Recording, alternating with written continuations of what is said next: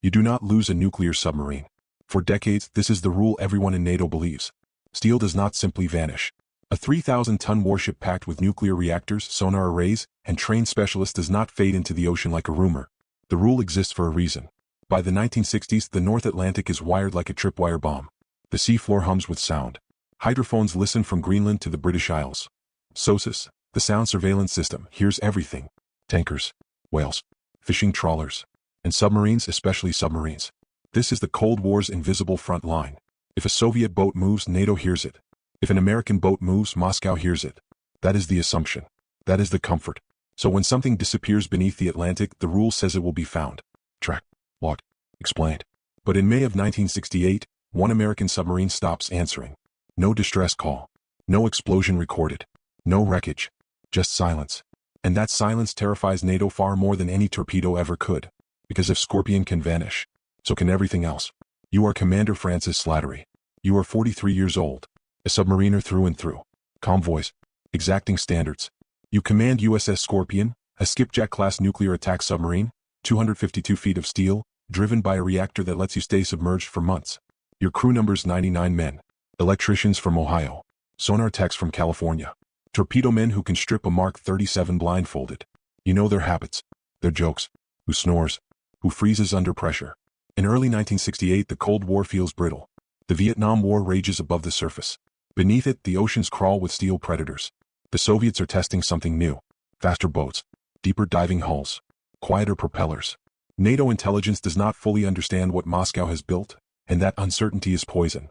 Your orders are routine but sensitive. Track Soviet naval activity near the Azores. Monitor new submarine deployments. Return to Norfolk. You sail in February. No one on board believes this will be your last patrol. The strategic stakes are enormous. Submarines now carry nuclear weapons. They are second strike guarantors. If one side loses track of the other's boats, deterrence collapses. That is why NATO listens constantly. Why SOSUS never sleeps. And that is why, when Scorpion fails to check in on May 27, 1968, alarms do not ring at first. They assume radio trouble. Then weather. Then timing. Only later does dread set in. Because the ocean has gone quiet in a way no one expects. And the challenge you face, though you never know it, is about to expose a terrifying truth. You are submerged. The Atlantic above you weighs thousands of pounds per square inch. The hull creaks softly, a living thing adjusting to pressure. Sonar pings echo back as clean lines. No contacts worth reporting. Then communication windows close. Hours pass. Then days. At NATO command centers, analysts scan SOSUS charts. Hydrophone arrays should have recorded Scorpion's passage. They always do. A skipjack-class boat leaves a signature. A pattern. A sound. But this time the tapes show nothing. No reactor hum. No propeller cavitation. No emergency blow. Silence. Think about what that implies. At depths exceeding 10,000 feet, pressure exceeds 4,500 psi. Steel collapses in milliseconds. A hull implodes faster than human nerves can register pain. Yet SOSUS records no explosion. No shockwave. No acoustic event consistent with a catastrophic failure. So what happened? NATO does what it always does.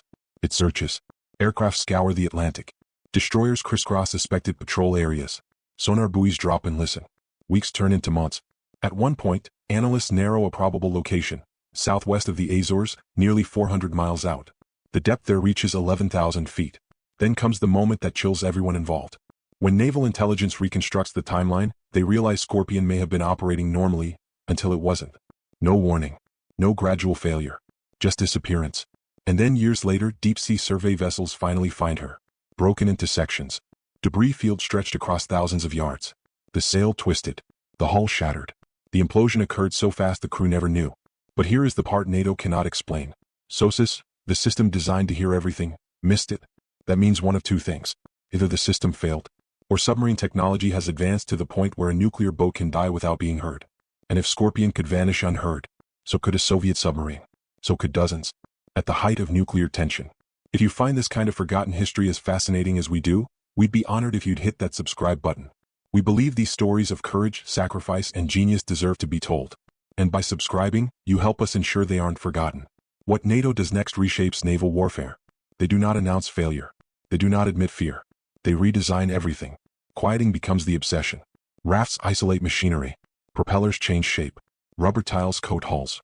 Sonar shifts from active pings to passive listening. SOSUS expands, then quietly admits its limits. The United States launches new classes of submarines built not for speed, but for silence. The Soviets do the same. Undersea warfare transforms from pursuit to paranoia. Commanders no longer assume contact. They assume absence. What they didn't know was that the true battle had already been decided, not by torpedoes but by silence. The ocean had become too big, too quiet, too unforgiving. Commander Francis Slattery was 43.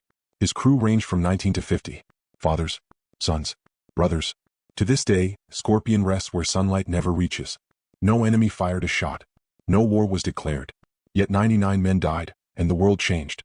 Because silence proved deadlier than noise. If this story moved you, please hit that like button. Every click tells the algorithm this piece of history is worth remembering. We're dedicated to rescuing these forgotten stories from the archives. If you want to join us on this mission, please subscribe and turn on notifications. Where are you watching from? Drop a comment with your city or state and tell us if someone in your family served.